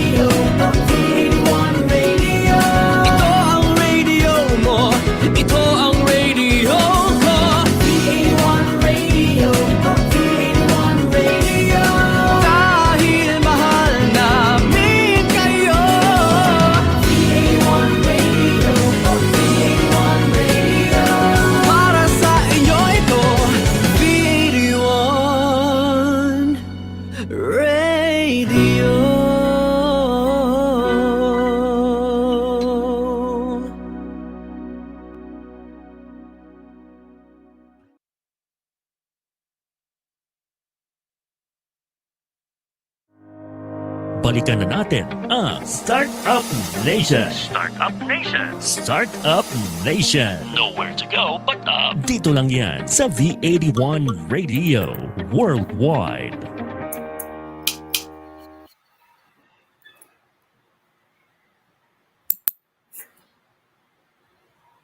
Ayan, nagbabalik po ang Startup Nation, mga partners globally. Kayo po ay nanonood ng kauna-unahan at only program for startup in the Philippines dito po sa V81 Radio Global. Alright. Partner Dr. D, Cris-taker, Ciara, nandyan pa kayo? Yes. Ayan, at napakarami nating napulot na naman mula sa mundo ng human resources, mula sa ating industry expert si Mr. Ronaldo Turla at nakakatuwa no kahit birthday niya tayo ay napagbigyan. No, partner, ang lakas Yes. mo talaga no, Dr. D. Mr. Oo. Turla is really a known person in the industry. Kaya po sa lahat po ng Yes. viewers, please support Talent Reach. And maganda po ang kanyang libro for only 250 pesos. Oo. Wow. I-promote natin yung kanyang libro Oo. at maraming matutulungan yan. Maraming mapupulot yung mga startup founders na makakabasa ng libro na yan. Promote natin yan, partner. Yeah. Okay. So now we are already in the third segment of our show. As usual, we have a startup guest to represent the world of startups. Partner, Dr. D, take it away. All right. So now I'd like to introduce our special guest, our startup for today. She is the owner of the Filipino Virtual Assistants, or FVA, a business consultancy firm that offers online job courses to freelancers, virtual assistant services to brands and business, and franchising opportunities. So sa lahat po ng naghahanap ng trabaho, I'm sure na makakatulong po ang ating startup guest. Okay, so don't worry, even amidst the pandemic, there is still hope, right? So the company is offering at least 18 freelancing courses in territories all over the Philippines, China, United States, Japan, the Kingdom of Saudi Arabia, and even in Vietnam. So FVA has trained more than 15,000 freelancers over the past 4 years and plans to train 1 million freelancers in the next 10 years. Wow. So I would like to call on Ms. Grace Locsin of FVA Consultancy. Take it away, Grace. Welcome, Grace. Thank you for having me, guys. Good morning, everyone. Good morning to everybody watching around the world. To all of the startup communities, business owners, the freelancers, the millennials who are here. It's an honor being a part of the show. So thank you so much for having me. It's going to be amazing. I'm looking forward to this, and I'm excited. Thank you so much, Grace. And we're also glad, of course, we're honored to have you here. I'm sure marami kang mai-inspire ng mga startup founders globally na nakikinig sa atin. Of course, nandito ang ating mga millennial representatives, si Cris-taker and si Ciara, na magtatanong sa iyo mamaya. It's so nice to have a representative from the HR world ng startup dahil actually kakaunti ang startup companies na kakilala ko na nasa mundo ng HR. And you, Grace, I think ikaw pa lang yung na-meet ko for the startup community, ha. So meron bang negosyo? I mean, gaano ba ka exciting ang HR business? Grace, yan, pwede natin pag-usapan yan, ha. Baka pwede nating ikwento yung buhay startup nyo also sa mga fellow founders na nakikinig sa atin globally. Ayan. Yeah, it's going to be exciting because just like what Dr. D mentioned earlier, despite the pandemic, the remote working is growing, and it's an avenue where a lot of people who may have lost their jobs or lost their business can also venture into. This has been actually existing for at least 10 years. But more and more people are just noticing it because everybody's home-based, everybody's having the ability to go online. So it's, again, exciting to share what we have been doing the past 10 years, and not just to who have been freelancing already, but to everybody who may consider also going into the digital world later on under this crisis. So it may also help their families. Yeah. So do you have a presentation for our viewers, Grace? Go ahead. Yeah, sure. Let me go ahead and share my screen. Yes, please. I'm not able to share my screen, so I would have the presentation, and I can go from there. All right. Okay. So good morning to everyone once again. I would like to share with you how I started my digital agency and share some success tips. This is on resource management and also on the avenue of business. So I hope that my own story of building my own digital company would be able to also help other people. And empower other people how they too can start their own freelancing business. So these are the things that we're going to discuss today. I would like to share what is Filipino virtual assistance, how I became a freelancing coach, how I started, and became a business owner eventually, and then some success tips for those who may consider freelancing and also starting, their online business as well. Just like what Dr. D mentioned earlier, the Filipino Virtual Assistants, or FVA, is a business consultancy that offers online jobs courses to freelancers. So we have been here for 4 years now, and we have been training people how they can work remotely, as competitive as possible, as ready as possible, because there are a lot of opportunities worldwide. It's a growing industry. More and more people are working in the online world. And when you say working in the online world, as long as they have an access to internet and also access to a computer, they can serve clients, and they can work as a bookkeeper, as a resource manager, as an online editor, as a graphics designer. And we have those courses on how you can efficiently and effectively start. Another avenue is, of course, we also provide virtual assistance to businesses. So those that don't know what social media is, SEO, how they can optimize their website through search engine optimization, we do and assist them. And of course, for those who would like to bring the mission of empowering families, one freelancer at that time, we go and offer this as a franchise as well. Just like mentioned also earlier, we are now offering 18 courses. So these are all online. So we go and train people how they can be video editors, graphics designers, and any type of freelancing skill that they can serve clients. So we have territories here in the Philippines, China, United States, Japan, Kingdom of Saudi Arabia, and Vietnam. A lot of trainers, and then also a lot of trained virtual assistants now. So last month we were able to reach 15,000 students. So I became a freelancing coach because in 2010 I was actually an office manager. So I experienced hiring people, also managing people, training people. Because I started a company from ground up, I was able to actually relate to the discussion earlier, like from hiring to firing. Because most business owners, when you go and start a company, even if you don't have the resource management or you don't have a background for that, immediately you would be added in that situation, in that scenario, and you don't have a choice because you're starting, so you have to really know everything. So I did that. It was called the Outsource Link back then. It was an office-based call center or virtual assistance company. So I trained people. I basically hire people, with their appraisal and everything. So this was office-based, but 2 years after I got pregnant to twins, so I went home-based in 2012. And to my surprise, there's also a growing industry of digital workers. There was also a growing industry of workers who are based online. So it's not just people who are developing and establishing themselves in the office setting to be like a clerk or a cashier or a manager or a business owner. To my surprise, in the online world, even if people are just home, they are able to grow their digital careers as well, and now even building their own agencies online.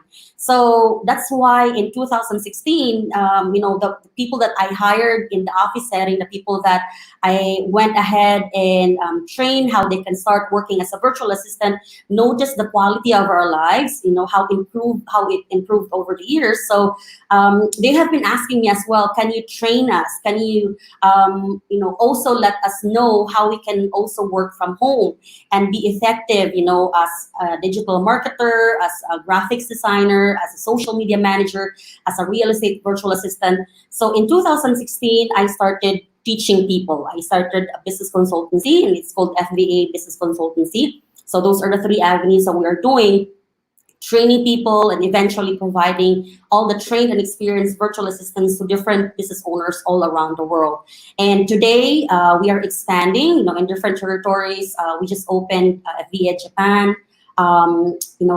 TSA, and then also Vietnam. There are other territories also coming in, because it's like what I mentioned earlier, more and more people are noticing the online opportunities. And this is what I'm going to share here. How I became a business owner.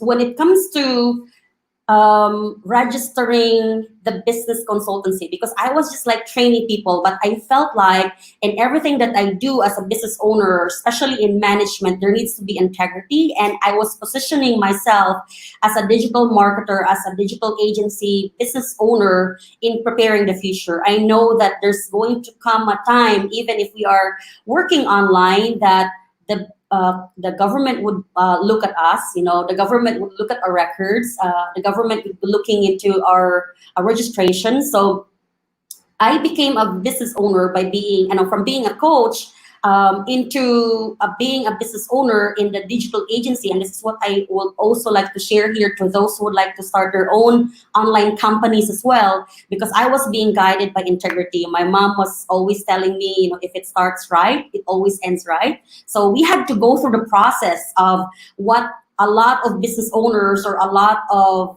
businesses would go through, like registering with the Department of Trade and Industry, going to the BIR, getting the mayor's office, getting an accountant, a lawyer, positioning our resource people, hiring a team. Because again, I felt like as a business owner, it was a needed avenue, even if we were just operating online.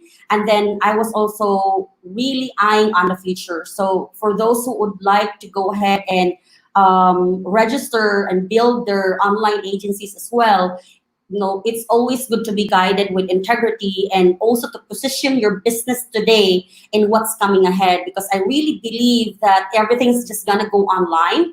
We don't know when this pandemic would end. We don't know what lies ahead in the future. So it's really important that as a business, we need to always be positioning our businesses in the online world, like creating digital opportunities, for digital workforce, ensuring that we have online platforms, ensuring that even, we are offline or we're office-based, we also cater to the target markets in the online world.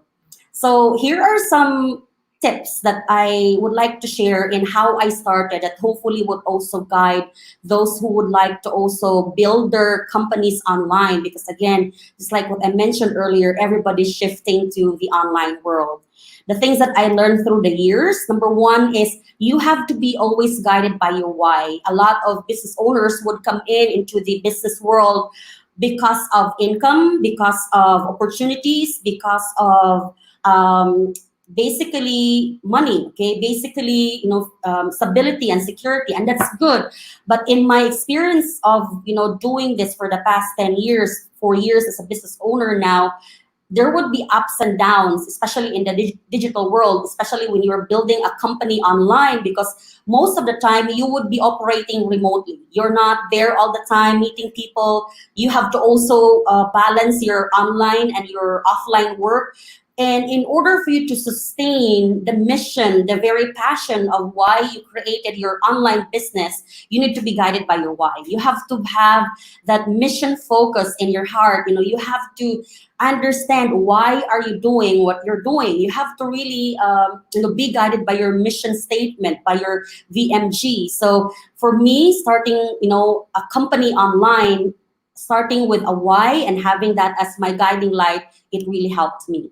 Another avenue that I'd also like to stress is you have to build your brand. Yes, we already know what branding is, identifying your target market, making sure that you are clear with your mission, clear with your branding, you have your contact information.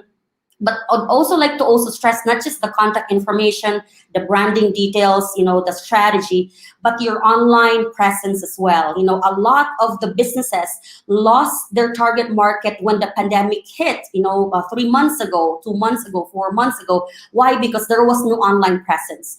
I really believe that we're all going into the online industry, the digital workforce. So it's really a key point for all of the businesses, SMEs, business owners, to have your online presence and to really communicate your brand in the online world. There's the television, there's the radio. However, more and more people are becoming online. That's why it's now called social media, because the social platform of just establishing relationships and networking have turned into becoming an advertisement, and also marketing platform. So it's becoming a social media, marketing and management. There's an advertising avenue of social media now. So when you establish your brand as a business owner, you may be a business owner that's under the SME or an agency, a big franchise. There needs to have, of course, your contact information, all of the branding details.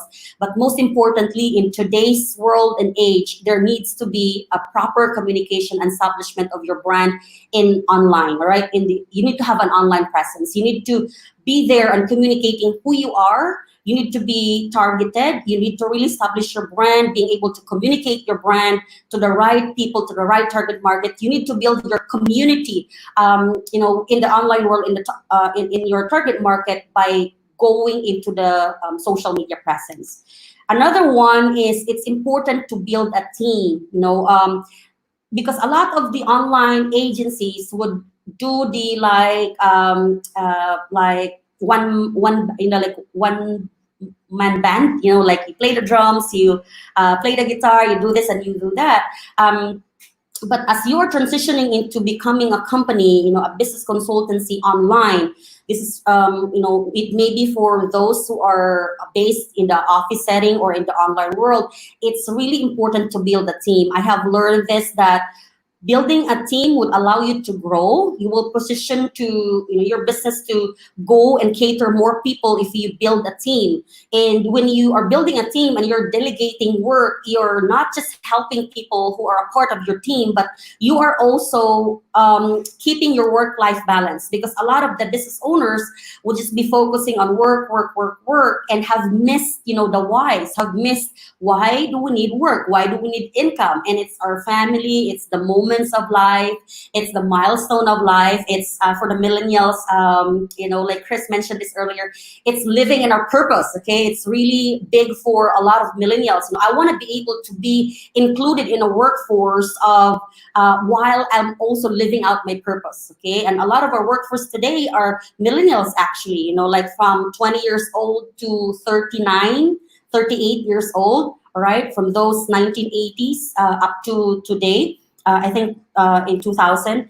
These are the very workforce today. And it's important that when one is working online, there needs to be that work-life balance. There needs to be fun, fulfillment, experience, growth in the working environment. Because without that, you will become stressed, and you would be, even if you're working online, even if you would just say that I'm just working at home. So there's still need, it's still needed to be having that work-life balance. So if one is a business owner and is building that online platform or building that online business consultancy, there needs to be a team as you grow, so you would be able to delegate, the things that you need to delegate, and then, experience and have that work-life balance. There needs to be also alignment. So I've learned, managing people, that there are people who would say that, and this is also, towards the resource management and the resource, workforce.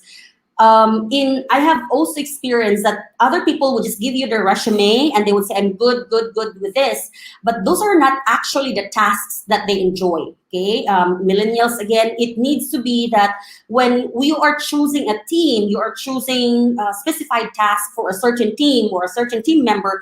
It needs to be the task that she or he is going to blossom into. That that person, he may be working online or offline, is going to find enjoyment and fulfillment and purpose in that work. So there needs to be alignment. So if you are the resource person, if you are the business owner, you need to always align the very personality of that person, of your team member, of your workforce, into her or his skill set, into the things that he or she might really find fulfillment and find enjoyment in the things that she do or she or he does. Because without aligning the right task to the right people, it may cause some stress and, of course, productivity and effectivity of the team later on and business as a whole. You need to also choose people who believe in your cause. I have experienced a lot of people who would come in just for experience sake, who would come in and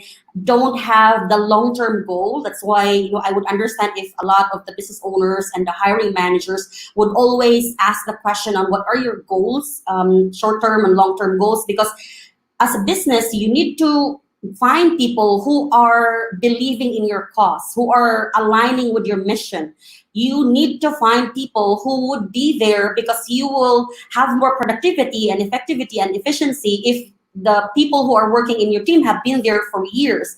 I have people, under my team who have been with me since the first year, and now they embody the mission. They know what to do. If I would just say, please go ahead and do a content like this, please go ahead and communicate. They're communicating the brand. They're communicating my very own heart, as they're going to do the task. Why? Because there is business alignment. So when you are building a team, make sure that you build and delegate, okay? Because a lot of the problems also, we have been serving a lot of business owners as a digital agency, as a business consultancy.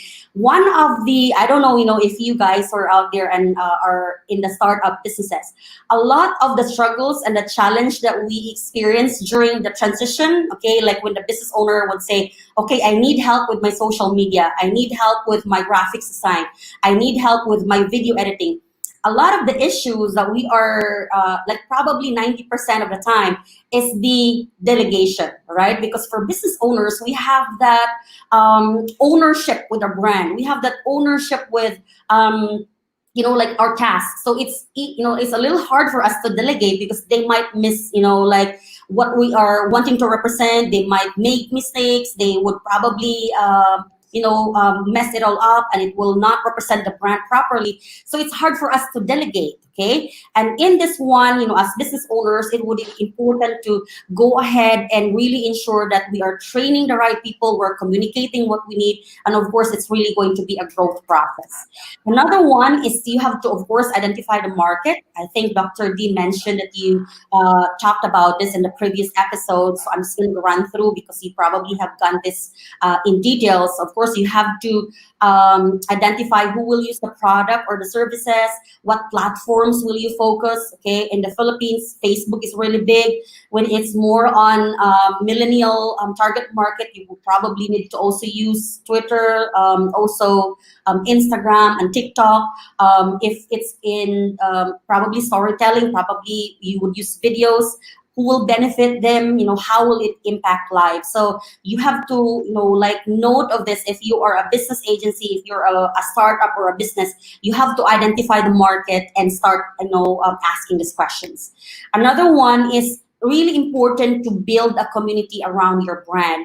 A lot of the small businesses lost their opportunity to go ahead and impact and continue their business during the pandemic because there was no online community. There was no fan-based marketing. There was no trust-based marketing. They were just, they were just thinking of people visiting their stores, visiting the coffee shop, visiting the restaurant, coming into their booth, coming into they were, short-sighted and not really building an online community. So when it comes, of course, you would start with, you mentioned this earlier, inspiration, ideation, and then afterwards implementation. But as you go through the process and exist as a business consultancy or exist as an online business or a business with online presence, you need to also build an online community. You need to build groups. You need to be personal in your approach. You need to build an online community because even if you would have social media accounts, you would have shows, you would have videos, you would have topics, you would have blogs, you would have articles. If there's no online community around your brand, it's going to be hard in promoting it. It's going to be hard in gathering the target market. And if you are going to also build your brand, it's important to connect to the right people because you may have like 1 million followers. Okay, there's even this big story in the marketing world with this certain celebrity with 5 million followers in the US.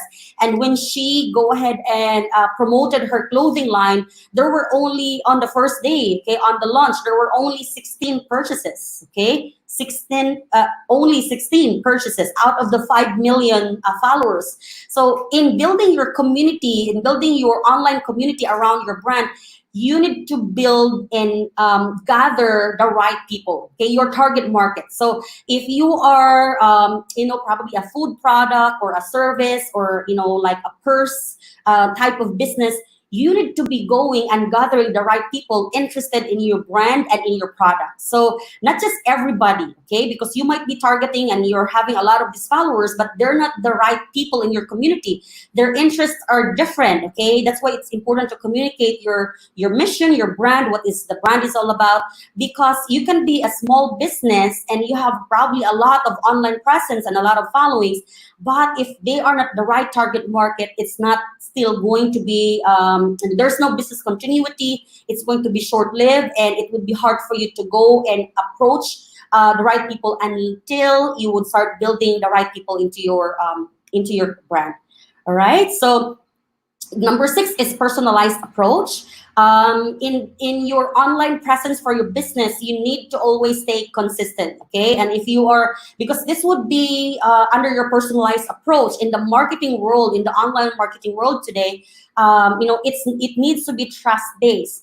That's why, a lot of people are not anymore following, like the CEOs or what people, the brand ambassadors are saying, but the influencers, their peers, okay? It's peer-based marketing. Why? Because there's a personalized approach to it, okay? So they like people whom they can trust. So that means that you need to be consistent when it comes to your content. You need to be consistent when it comes to your strategy. You need to be consistent when it comes to your, when it comes to your communication. So for example, in your social media, you're always, let's just say, having a feature story every Monday. And you are being consistent, on a Monday, but, for probably, let's just say, a long 1 month to 3 months, they did not hear from you. So it will lose the interest of your online community, all right? So that's why as a business, as an SME, as an agency with the online appeal, you need to stay consistent when it comes to your content strategy and when it comes to your approach. There needs to be also personalized user experience. So the ones coming into your brand, into your company, they need to be able to feel welcome. They need to be able to feel that they belong to a community. They belong to your brand, to your marketing, to your online platform. So when they're commenting, when they are like approaching you, don't just go ahead. Even if you would just like, they would feel special. Even if you would comment, they would feel like they belong. And that's what we need, We don't just go ahead and have like an online presence just for the sake of getting, but there needs to also be benefits and opportunities for those who are surrounding us, to those who are following us, or to the fan base, to the people in our community. So there needs to be an online and personalized approach. Communicate the benefit as well, as clear as possible, okay? Communicate the brand. What can they get from this? How can it change their lives? How can they, embrace growth, self-development? How can it empower them? How can this benefit their homes? If you are selling hardware tools, how can it eventually, empower the family and probably help, when it comes to the whole functionality and operations inside the house. Grace, sorry. Hi, Grace. Hi, Yes. sorry. I just need to tell you to wrap up the presentation due to our time limitation. Yeah, because we will be ending at 12 noon. Sorry. All right, No how many problem. slides do you left? You have left? How many This slides? one, and then the last one, probably 2 more All slides. right. All Okay, right. good. Okay, number 7 is clear guidance and workflow. So you have to communicate this to your target market or to your team. What can they go ahead and benefit or experience when it comes to them coming in, all right? So there needs to be a clarity of their SOPs, the training, the feedbacking, and then, of course, it needs to be innovative as well and relevant. So make sure that you're always like improving that, they're getting a lot of benefits, from your company, from your brand. So they would have, they would be able to really get, something from you. So this has been our experience, okay? When we started in 2016, we had 30 students. And then in year 2, we were averaging to 50 students. And then also in year 3, we were averaging to 100 students. And then today we're averaging around 500. Even in the whole FBA community, we're averaging to 2,000 students per month. And this is because we mentioned, the things that I mentioned earlier, have been applied. So I hope that it has been helpful when it comes to those who are interested in their businesses having online presence. Thank you for having me. That would be all for today.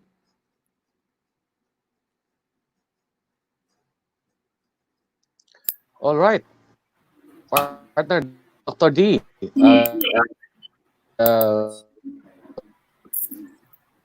Okay, so thank you very much for sharing that. It was indeed a very explicit discussion, and in line with human resources. What I'd like to highlight and what I've seen from your presentation is the fact that you are recognizing that the digital workplace, no, and in fact,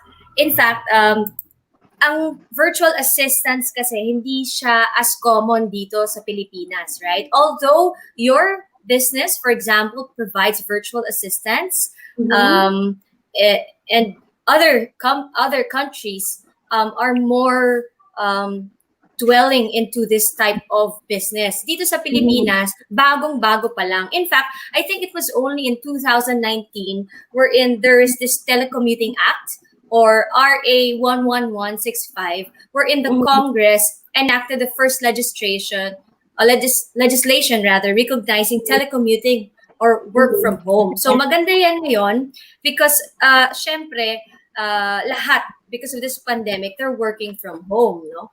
And the other thing I'd like to highlight about your presentation is that in human resources, hindi lang importante yung pag-hire, right? Like what was mentioned earlier also by Mr. Turla. What is also important, of course, is motivation. There has to be purpose. And this is, I think, another topic in human resources known as organizational behavior, wherein delegation, motivation, and other means of handling people are also relevant. Now, what I'd like to ask you, Ms. Grace, is that right now, madaming nawalan ng trabaho. Okay? So, and also right now, apart from those na nawalan ng trabaho, na pwedeng mag-virtual assistant or pwedeng mag-part-time, digitally, meron din naman mga ibang empleyado na dahil sa pangangailangan ng extra income, they also work part-time. Just like what you did in the past. No? What can be your suggestions for these individuals? First, those who have lost their jobs and hindi nila alam kung paano ba sila mag-shift digitally. Diba? And also for those who are working part-time yet need extra income by being a virtual assistant or by starting, by applying part-time with various, virtual assistance jobs. So what's your take on that, Ms. Grace? Number one, you need to have the training because it will speed up the process. So there are a lot of resources in YouTube, in Google, but your training, let's say, enrolling with our agency or enrolling with other coaches and other courses, it will speed up the process. So at least you would have the background on how you can start properly and effectively. You're not like going around the bush of like trying to figure out how it's done properly and effectively. So enroll, and then if you are transitioning, it would be good if you can go and transition slowly. So probably you would go and choose the fixed rates jobs muna, yung mga like that will just require you 20 hours per week or 20 hours per week, or probably the franchise, the freelancing based, you can just work anytime you want, or the project based. And then after you're getting the hang of it, and you are already earning a lot, then you can choose to go and work full-time, home base. Thank you. Partner? Yeah. Ako very, very interested nga, sabi ko kanina, about the business of Miss Grace, no? Grace, for our future startup founders out there, anong masasuggest mo sa kanila if ever gusto nila pumasok sa HR business like yours? It's really good to, just like what I mentioned earlier, identify your why, because, in the startup business, there's going to be a lot of challenges. There was a mentor that I talked to, and he mentioned that the first 2 years is going to be rough, but after that, it's going to be fruitful. So go and find a mentor, find your why, establish your brand, stay consistent, because before you know it, it's flourishing and it's going to be productive. So just stay consistent. Stay consistent with your branding. Gather a lot of online presence, build your community, and be genuine in your message. All right. I guess our millennial representatives here, may questions din sila, Cris-taker and Ciara. Chris, Yes, go first. real quick. Thank you so much again, Miss Grace. That was very enlightening. And I wanted to just say how inspiring your story was. Congratulations on having twins and then being Yes. able to Oh, adapt to congratulations. adapt to having to work from home online, being resourceful. I mean, that type of mindset is very inspiring. And I just wanted to ask you, what kind of advice would you give, to millennials like myself who are thinking about having a family in the future, about that work-life balance? What advice could you give to us? Always work with a checklist. Always manage your time. It's very key. Own your time, and then also really own your goals. If you can have a list on what you want to see yourself in the future, because we can be so distracted. So go and invest yourself as a millennial. Work hard. Don't be bothered with what's going on in the world, but invest in yourself with learning, with self growth. With time. Like invest into something and focus on that, and then let your accomplishments later on, be your billboard instead of just talk and talk. So work towards your goal and, invest in yourself. Absolutely. Thank you so much for that. And I just wanted to say again, I loved your insight into team building, that delegating tasks in such a way that brings out the potential in the team member that you're mentoring in a way. So I love your advice. Thank you so much, Miss Grace. Thank you also, Chris.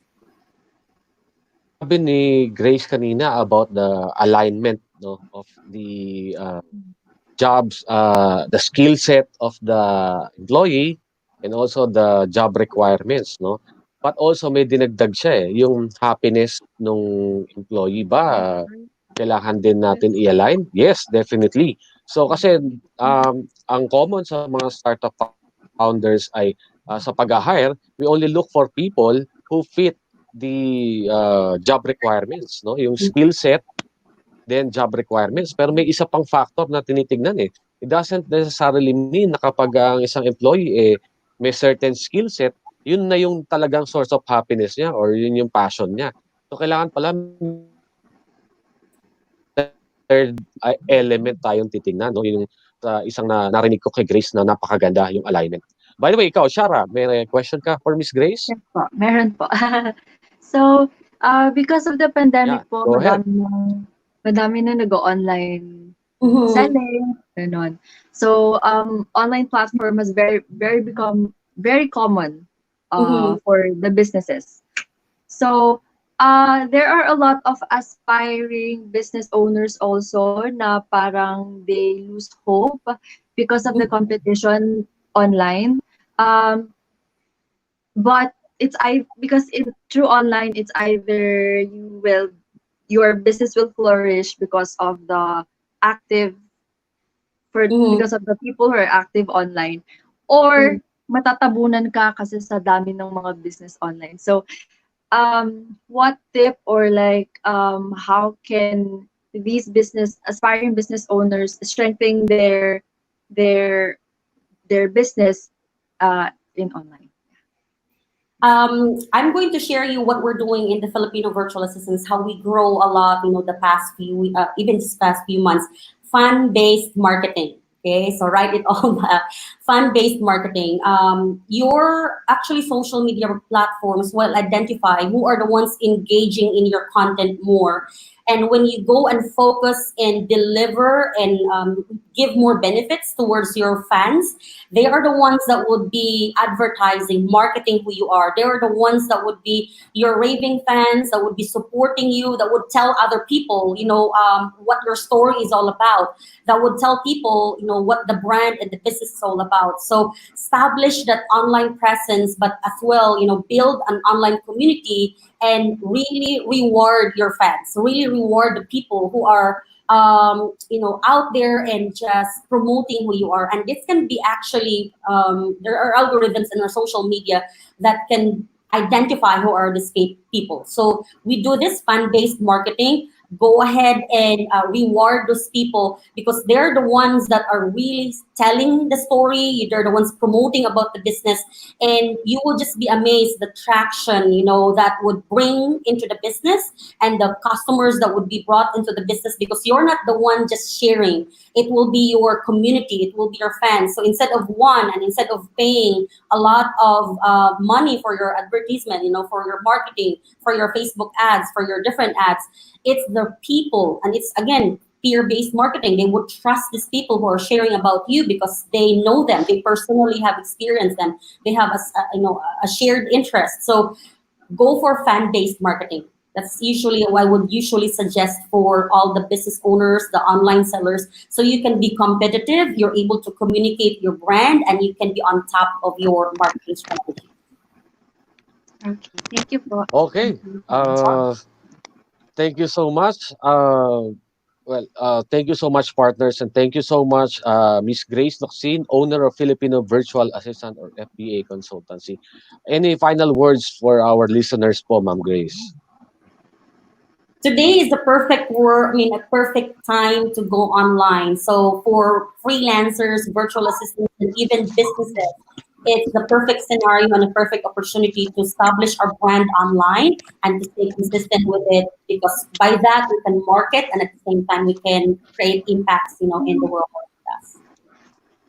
All right. Thank you so much, Miss Grace Locsin from FBA Consultancy. Partner Dr. D, any final words? All right. So my final words would be, remember, all startups, that human resources or human capital, as what we call them nowadays, is an asset. Okay, so this consists of the knowledge and skills of course, the employees in order for the business to achieve the mission, vision, and goals of the company. So for startups and even aspiring startups, you've heard from our experts the HR guidelines, okay? When to start or when to have an HR personnel or department. From Ms. Grace, we learned that it's not only motivation and delegation that's key, but making sure that happiness is seen, because we don't want employee turnover, okay? What we want is employee retention. And therefore, it is important for us to really take care of them, love our employees, and hone their skills as well. So that's it for me, partner. Thank you, partner Dr. D. Let's now hear from our millennials, Cris-taker and Ciara. Your final words, please. Cris-taker. Thank you so much again, Miss Grace, for that insight. And what's really going to stick with me is finding your why. I really love that phrase, and especially in the midst of the pandemic, there's so much going on. I loved your encouragement to keep us focused on our why we're doing this. No matter what is going on in the world, we have to stay focused. We have to provide for our families. We have to build our dreams and our future. So thank you so much for that reminder for all of our viewers to remember your why and to stick with it no matter what's going on. So thank you so much, Ms. Grace. You're welcome. Thank you. Yes. Ciara, how about you? So thank you for sharing your ideas and your knowledge. It has been very very suitable and very helpful for giving very good insights especially for those people who wanted to start their business through online, like me. So I really learned something from this talk. Thank you. Thank you so much, Ciara. Also, syempre, gusto namin marami kayong natututunan at napupulot dito sa show, lalong-lalo na kayong mga millennials out there. Ayan. Yeah, you mentioned kanina you have an online pageant, right? Coming anytime soon, Chris? Oh, yes, I am the Miss Universe Philippines representative for Muntinlupa City, and the Okay, first wow. ever Miss Universe Philippines pageant will be Mm. taking place online pay-per-view. So we'll have an actual pageant. The venue isn't determined yet, but you'll still be able to see us batted out, evening gown, national costume, the whole works on October 25th. So thank you for that ability to shout out. Hope to see you Wow, all there. good luck, our Thank very you. own Cris-taker. Ayan. All right, mga partners, tayo po ay tatapos na sa mga susunod na sandali at bago 'yon, gusto ko lang pong i-announce na patuloy na po ang Startup Nation at ang susunod po nating episode ay ang episode 11 we'll be talking about marketing on July 26, Sunday same time 10 a.m. to 12 noon. Ayan. So, dito po nagtatapos ang ating programang Startup Nation. Muli po, maraming salamat sa aming mga tagapakinig at taga-subaybay sa buong mundo.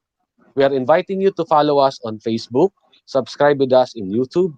Marami po kayong matututunan dito sa mundo ng mga startups. Again, this is Winner B reminding you that not to be afraid to take risks in your life. If you win, you can lead.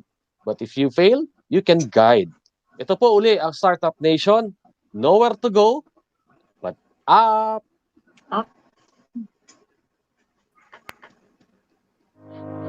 Narito na ang programang tutulong sa mga startups sa Pilipinas. Startup Nation. Magbibigay ng mga patnubay at gabay at magsisilbing tulay sa mga importanteng tao para ang isang startup ay magtagumpay. Startup Nation. Pinangungunahan ng mga taong puno ng karanasan sa mundo ng startup, akademya at negosyo. Winner B at Dr. D at ang mukha at boses ng mga millennials, si Cris-taker. Startup Nation.